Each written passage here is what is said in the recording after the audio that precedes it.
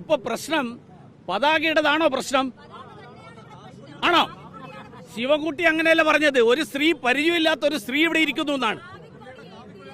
അതായത് ഒരു കാര്യം ചെയ്യട്ടെ, ശിവൻകുട്ടി ഭരണഘടനാപരമായിട്ട്, കാരണം ശിവൻകുട്ടിയും ബിനോയ് വിശ്വവും ഇറക്കിയ ശിവൻകുട്ടിയുടെ മാധ്യമ പ്രവർത്തകരോട് സംസാരിച്ചതും ബിനോയ് വിശ്വത്തിന്റെ പത്രക്കുറിപ്പും നിങ്ങളൊന്ന് എടുത്തു നോക്കുക.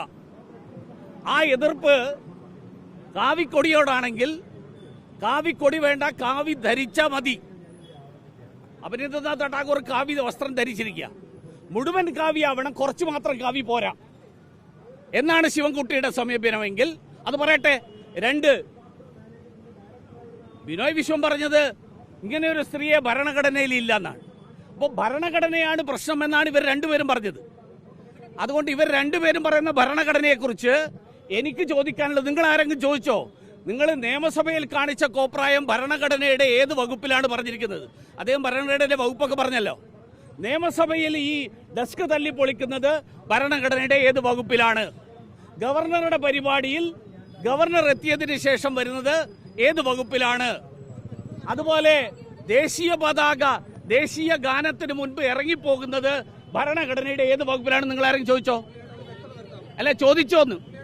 അല്ല, എന്റെ ചോദ്യം അല്ലല്ലേ, ഇങ്ങോട്ട് മാത്രമല്ലല്ലോ, എനിക്ക് അറിയാൻ വേണ്ടിയിട്ടാണെന്ന്. നിങ്ങൾ ഇത്രയും പേര് ഇരുന്നിട്ട് എന്നോട് ചോദിക്കുമ്പോൾ ഞാൻ തിരിച്ചു ചോദിക്കുക, നിങ്ങൾ ശിവൻകുട്ടിയോട് ഈ ചോദ്യം ചോദിച്ചോ എന്നാണ് എന്റെ ചോദ്യം. അല്ലെ, ചോദിച്ചോന്ന്? അല്ല, നിയമസഭയിലെ പ്രശ്നമല്ലേ? ഭരണഘടനയാണ് പ്രശ്നം. ഭരണഘടന അല്ലല്ല, പോയിട്ടില്ല. പോയതെങ്ങനെയാവുക?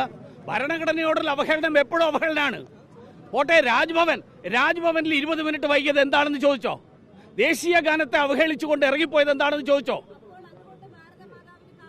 അല്ല, ഇത് ചോദിച്ചോ എന്നാണ് എന്റെ ചോദിച്ചതിന്. ചോദിച്ചോന്നോ ഇല്ലെന്നോ മറുപടി കിട്ടിയാൽ മതി. എന്റെ ചോദ്യത്തിന് നിങ്ങൾ ചോദിച്ചോ ഇല്ലയോ എന്നുള്ള മറുപടി കിട്ടിക്കഴിഞ്ഞാൽ ആ ചോദ്യത്തിന് എന്താ മറുപടി? അല്ല, ആ ചോദ്യത്തിന് മറുപടി എന്താന്ന്? ശിവൻകുട്ടിയുടെ മറുപടി എന്താ? അതല്ല ഞാൻ പറയുന്നത്. 20 മിനിറ്റ് അതല്ല എന്റെ ചോദ്യം.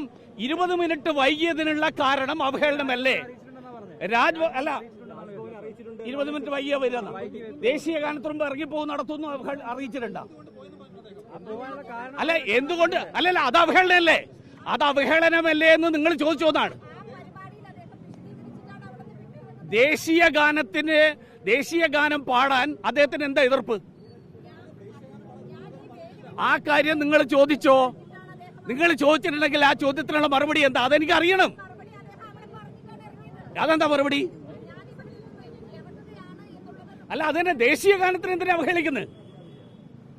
ദേശീയ ഗാനത്തെ അവഹേളിക്കുന്നത് എന്തിന്? രാജ്ഭവനെ എന്തിനെ അവഹേളിക്കുന്നു?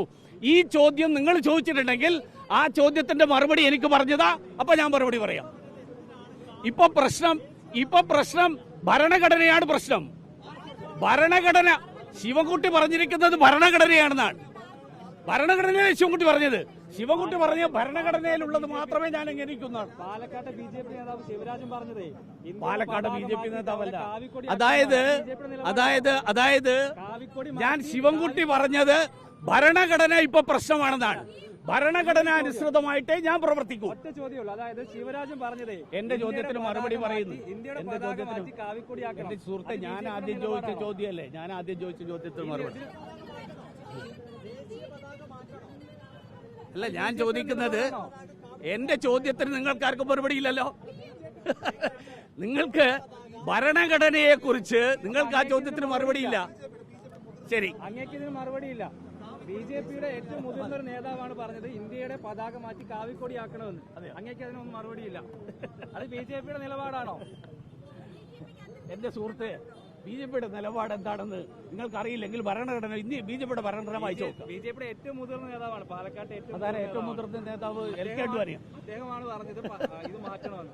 നിങ്ങൾ തീരുമാനിക്കുകയാണ് ഏറ്റവും മുതിർന്ന നേതാവ് പതാക മാറ്റി കാവിക്കൊടിയാക്കണം. ഭരണഘടനയുടെ വിഷയമാണ് ഇപ്പൊ പ്രശ്നം. ഭരണഘടനയുടെ വിഷയത്തിൽ ദേശീയ ഗാനത്തെ അപമാനിക്കുന്നതിനെ കുറിച്ച് എന്താണ് നിലപാട്? രാജ്ഭവൻ എന്ന് പറയുന്നതിനെ അവഹേളിക്കുന്നതിന് എന്താ നിലപാട്? നിയമസഭയെ അവഹേളിക്കുന്നതിനെ കുറിച്ച് എന്താ നിലപാട്? ഈ ചോദ്യം നിങ്ങൾക്കില്ല.